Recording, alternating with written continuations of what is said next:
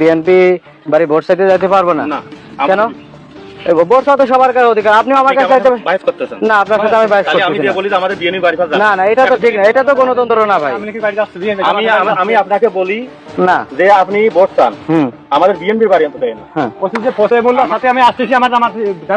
আপনার অনুরোধ লাগে ভাই, আমি নিলাম। আমি আপনার সাথে তর্ক করতেছি না। হুম, মানে আমি নিষেধ করার পরে আবারও আপনার নিষেধ করতে আসলাম, ভোট নিয়ে যায় না।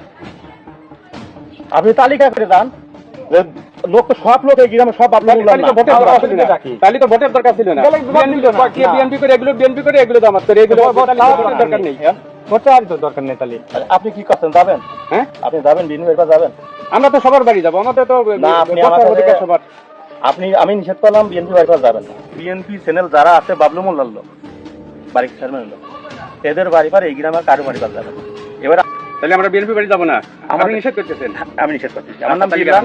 আপনার গ্রামে আপনার কাকা আমরা চলে যাই। না, আমরা কোন ভোট পাবো? বিএনপি, আমরা তো চিনি না। তাহলে আমরা